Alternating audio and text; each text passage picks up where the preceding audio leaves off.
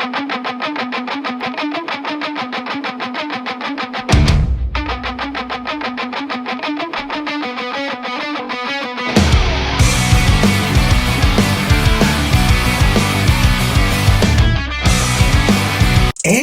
welcome to War Games episode number 15, Blood and Guts. Yeah, I use that tagline. Thank you guys so much for tuning in. Make sure you guys like, comment, subscribe. You already know what the deal is. And I'm a little dressed up for this one because obviously, due to current situation that I'm dealing with right now, I couldn't do this on my regular iPhone due to it being dead. So then now I'm referring to this new format on the laptop. So forgive me and bear with me on this new journey. I thought this was cool. There's the thumbnail right over there for those who don't know. But yeah, that's such a great night of professional wrestling for both AEW Dynamite and WWE NXT. I think that there was so much great moments from both shows this week. Of course, you know, who could forget about tonight, you know, when it comes to, you know, Sammy Guevara putting Matt Hardy through that table with that amazing, I think it's a 450, 630, I don't know what it is. Or same thing with WWE NXT where, you know, we saw a lot of moments from that. And one of those moments was including the almighty Shane Thorne getting an opportunity against Bronson Reed. Like who could just, like, wow, like that's an amazing match. Of course, Bronson Reed would end up getting the win and the victory. But, you know, Shane Thorne, again, as I say, he is the most underrated person on the NXT and WWE roster right now. So, you know, great night of professional wrestling. And without further ado, let me get on to the picks. First, let's get on with NXT. Starting at my number 3 pick, the triple threat match for the WWE NXT North American Championship ladder match, which will occur at TakeOver 30. And this is, I believe, the third one or fourth one. It's one of those triple threat matches. I believe it's the third one at this point between Damian Priest, Ridge Holland, and of course, who can forget about Oney Lorcan, who was put into this match as well. Now, this match in particular was crazy because he had so many different elements in this match. 3 very different styles. I mean, you obviously have Oney Lorcan, who is that hard-hitting style, you know, bare-knuckle brawl kind of individual, and you also have, you know, his fight Boston bare-knuckle attitude, and you also have Damian Priest, who has seen the North American title picture before with Keith Lee, and you know, before his reign had come to an end after he relinquished it. And then also you have Ridge Holland, who's a WWE NXT UK star that's kind of making his debut in NXT. So this was very interesting to say the least. So this match was absolutely crazy from the start. As soon as the bell rang, I mean, obviously you saw all 3 combatants going at it. You know, obviously from the start of things, Oney Lorcan doing what he does best, and that's being that crazy son of a bitch that he is.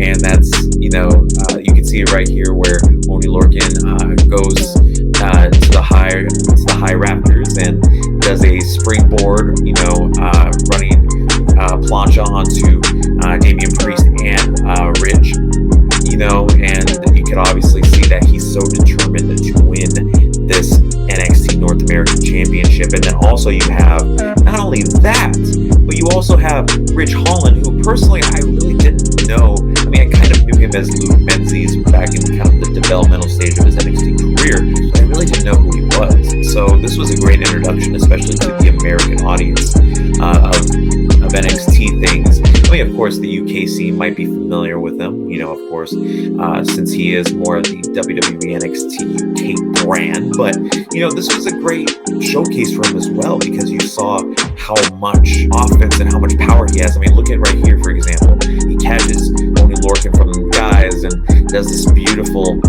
suplex maneuver. I believe it was a rebound suplex, or a belly-to-belly suplex, if I'm not mistaken. And it's so unique, and it's so, you know, great that we got so much offense from him and kind of absorb the new talent that was brought to the NXT audience. So that was really, what we saw from him was really great. I actually thought he was going to win the match, if I'm going to be honest, but that wasn't the case, as Damian Priest, hits Allin with the finishing maneuver that he has, which kind of reminds me of Elias's finisher at one point before he switched over to the fisherman suplex, but that's neither here or there. And Damian Priest does get the victory. I'm going to give this match, for another triple threat match of these North American Championship ladder match qualifying matches. This was, compared to the other ones, I think this kind of disappointed a little bit. I loved the different styles between all three competitors, but I think that it could have been done a little bit better. I think that, or maybe if we could have seen a little bit more on Priest's side, that maybe his victory could have been more hard fought. But I mean, it was great, and I think I'm going to give this match a 3 out of 4 stars. I think that is a fair rating. I think that all three of these gifted athletes, 3 very different styles of professional wrestling, deserve that credit, and I think that they put on a great show. And of course, Damian Priest does go on into the ladder match to determine the new NXT North American Champion at TakeOver 30, which I believe is going to happen the same weekend as SummerSlam, or maybe even closer to that. So, it's interesting to see Damian Priest put into the mix, such as people like Dexter Lumis, such as people like Bronson Reed, who's a big guy himself, a very different athlete than all the other competitors that he has faced in the past. So it's very cool to see him kind of added into the mix. And I'm talking about Damian Priest. I've loved his work, known as Punishment Martinez back in the independent scene. But of course, afterwards, this was kind of a WWE.com exclusive. Damian Priest did confront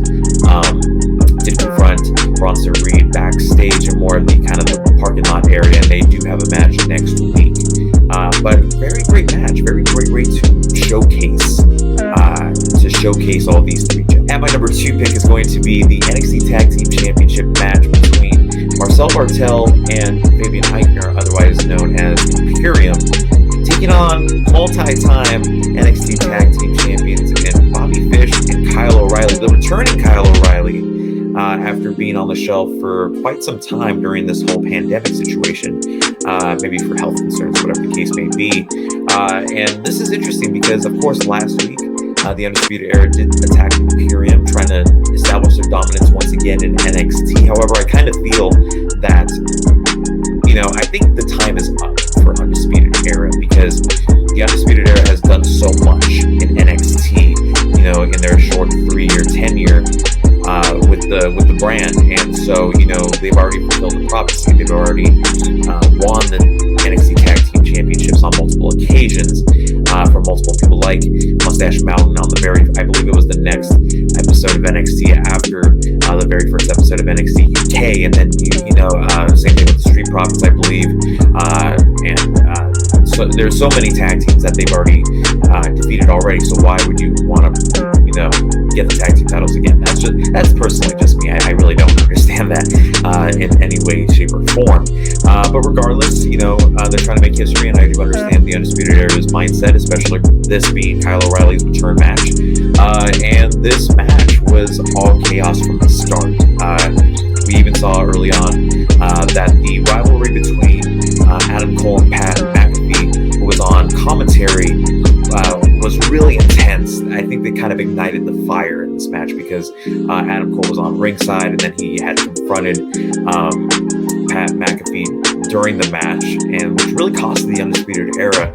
But don't forget, let's not sleep on that Undisputed Era did a lot in this match. We obviously can see right here as well that Kyle O'Reilly does what he does best and applies the submission maneuver. I believe it's a heel hold, or it's more of a some sort of a leg lock maneuver, onto, I believe it was Marcel Bartel, and showing off his submission style. That's what I love about Kyle O'Reilly and Bobby Fish, known as Red Dragon at Once Upon a Time in Ring of Honor. So, kind of that submission mat-based wrestling, combined with some tag team wrestling is absolutely amazing. But however, due to that distraction, thanks to Adam Cole and Pat McAfee, Imperium ends up taking advantage and hitting their finishing maneuver, which I find is very unique, and gets the victory and gets the job done and retains the NXT Tag Team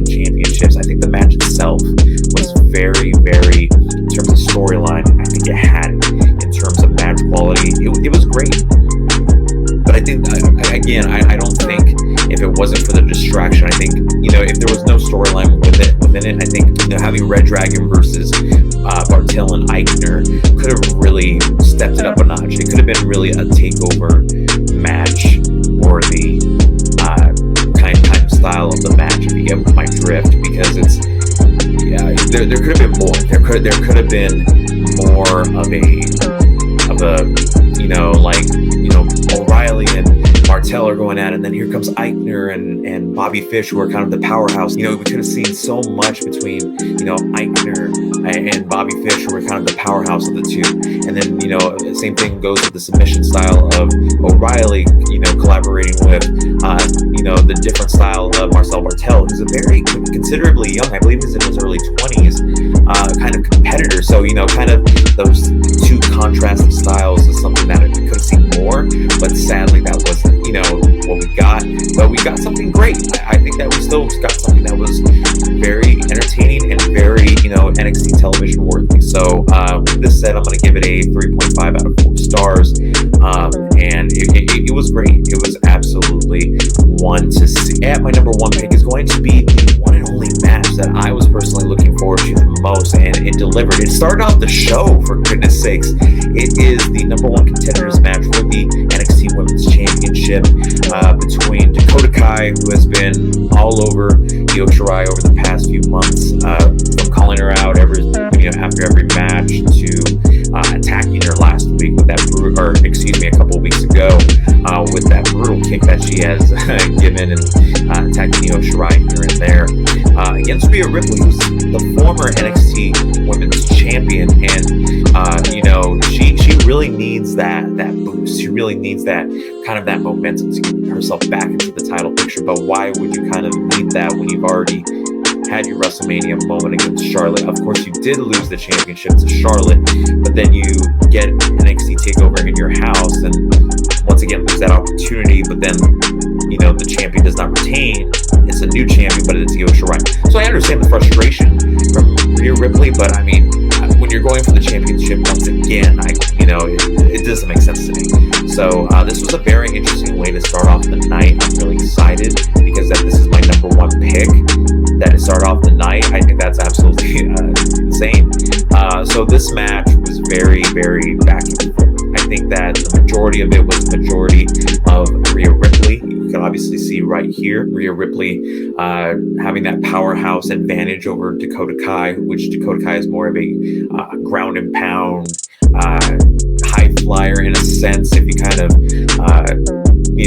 once in a great while, she can do a couple of high flying moves, but she's more of the springboard, the kicks, unique kicks perspective as well. But other than that, Rhea Ripley doing her best to take out Dakota Kai. But Dakota Kai, don't count her out. I mean, she proved once again why she should be worthy of becoming NXT Women's Champion. And when it looked like Rhea Ripley was about to win, they were both on the top rope, and then Dakota Kai escapes. But then all of a sudden, Mercedes Martinez comes out of nowhere. Assumingly the new client of the Robert Stone brand comes in and attacks Rhea Ripley, as you can see right here. And it's very interesting to say the least. It's very, new and unique, and I'm very interested to see how that rivalry goes. But thanks to that, Dakota Kai does hit it's the GFO, or it's basically a face buster kind of maneuver, and pins Rhea Ripley 1, 2, 3, and Dakota Kai is your new number one contender for the NXT Women's Championship. I'm going to give this match 4 out of 4 stars, not just for the storytelling that it told, especially with the interference of Mercedes Martinez, but it started off the show. It started off with women's wrestling, starting off the show, and having these two women, show why they love this business, and show that the old, champion and Rhea Ripley versus a new challenger in Dakota Kai, and then seeing that new rivalry spark up with Mercedes Martinez is great. It makes for great storytelling. It makes for great television. So that's what I loved about it. I think, we all know that why Rhea Ripley is one of the best in the ring, and she proved it tonight. But same thing goes for Dakota Kai. She was the better woman, and she is definitely worthy of becoming NXT Women's Champion once again. Like I mentioned before, that match proved it to start off the night, and that's what really impacted NXT for me. So with all this said, I'm going to say that NXT deserves the grade tonight of an A, of a like boom, put it right here, an A grade, because from top to bottom, NXT delivered once again as usual. There was a lot of great moments. Especially one moment that I do want to mention, like I mentioned again, was Shane Thorne versus Bronson Reed. We got just a lot of great matches that we got from this night. I mean, obviously we saw another match would be Tegan Knox versus Indy Hartwell, which that was a great match for being what it was. And then we got so many great backstage moments as well. And then we got, it was just a fun night. It was a very fun night. Especially from the segment perspective and the match perspective. So once again, my grade for NXT is going to be an A. And now my top 3 picks for AEW Dynamite. And my number 3 pick is going to be the Great Debate, the Wednesday night debate, the Wednesday night something. I don't know how they marketed this, but basically it's going to be a debate between Orange Cassidy, who I'm surprised he even said anything at all, versus Chris Jericho, the Demo God, Le Champion, the GOAT, as they say. I was really excited for this, especially with a very special guest moderator, and that moderator happened to be the return to TNT, Eric Bischoff's, which we haven't seen since the WCW days, Nitro days, ever since they debunked back in 2001. So this was very, almost 20-year gap, TNT to finally bring back Eric Bischoff. So I was very excited to see there. This debate was very entertaining. It was very fun, and it was a great laugh, but it was also very impressive because, of course, there's Jericho, doing what he does best, and that's putting the fire within Orange Cassidy, who's not really responding with anything, but as the demo god is, he just keeps igniting, pushing, and then all of a sudden you see Orange Cassidy with the best answer I think I've ever seen. And Eric Bischoff says, "Oh well, how do you feel about the current situation over in the oh my goodness, what was it? It was a science question basically. You can check it out right here." Mr. Cassidy.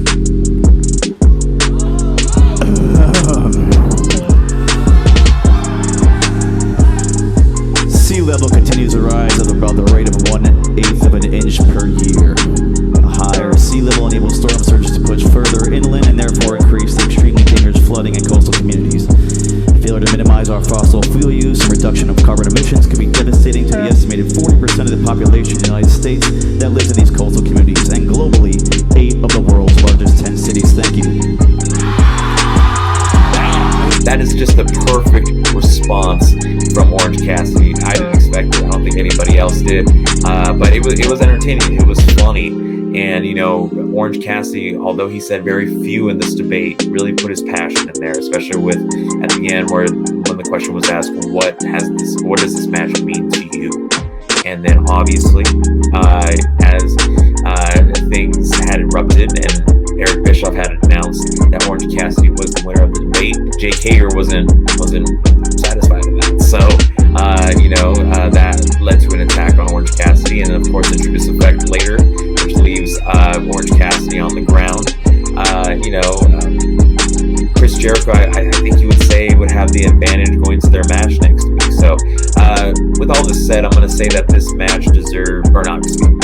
segment deserves a clean 3.5 out of 4 stars. I think that this was a very entertaining segment. I think that this really fueled the fire within their rivalry of, Orange Cassidy and the Demo God, the Champion, the greatest of all time, Chris Jericho.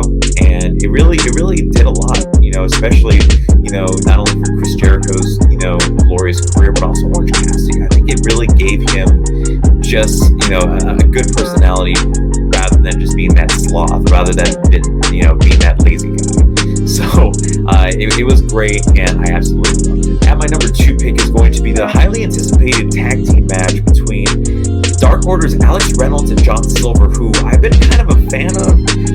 They've really been treated like jobbers, in my opinion, because they've always been on Dark, or they've always been on Dynamite, but never really getting the win. So I was really interested in seeing where this match would go with them versus the unique tag team of the TNT champion Cody Rhodes and the debuting Matt Cardona, formerly known as Zack Ryder.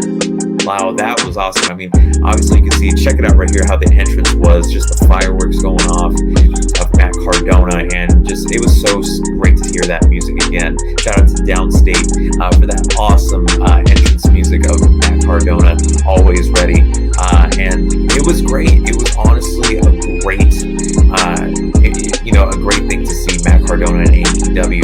And it showed in this match. I mean, the majority of this tag team match was always ready, as they say, Matt Cardona. But don't count out John Silver and Alex Reynolds. I mean, they had a lot of offense in this match. I mean, you can see right here, they really took Cody Rhodes out of the picture and really focused on Matt Cardona throughout the entire match. However, Matt Cardona does hit what was known as the Rough Rider before. Now I think it's known as another one's name, which I cannot say at this moment because I don't remember it, and gets the victory for the team of Cody Rhodes and Matt Cardona.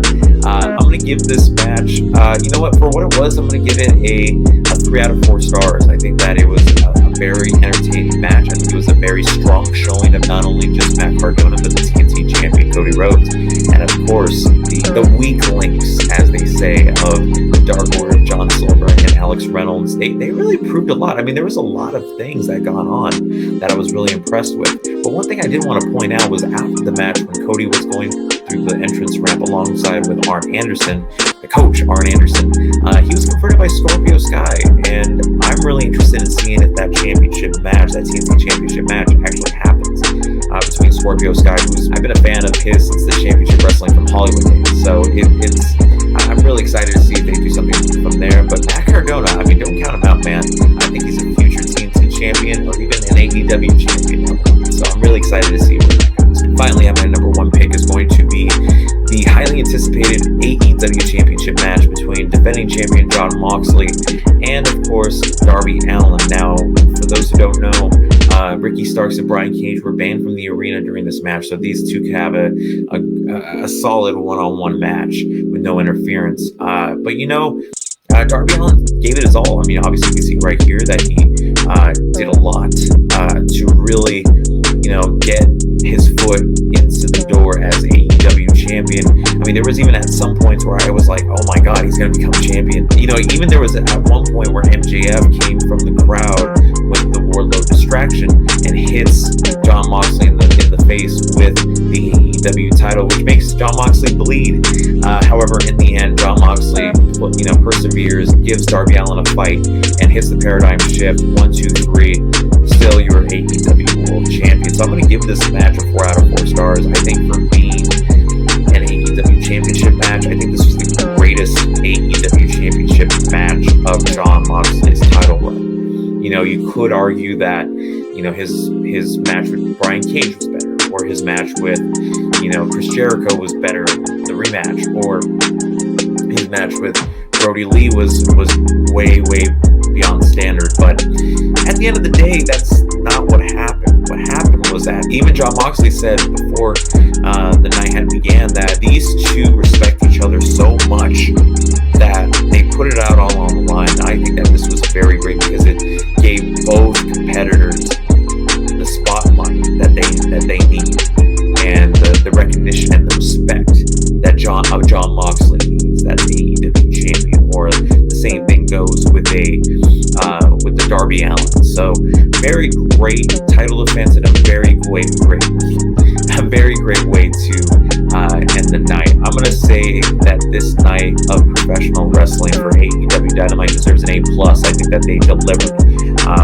When the MJF segment, which you can see right here, advocating his campaign to become a better AEW champion than Jon Moxley, which they will fight at AEW All Out in September, which I'm really excited to see see that as well.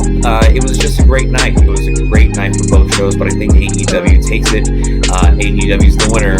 Put a little achievement award somewhere over there, because they really established a great night. Even I would even say the 8-man, 10-man tag team match with the Elites as facing off against the Dark Order, with the Dark Order winning, was great. So very great night of professional wrestling, very great show for AEW. That's why they're the better show this week, and it was great. It was honestly a great night. So thank you guys so much for tuning in to this week's edition of War Games Blood and Guts, because we obviously saw the blood and guts from both shows.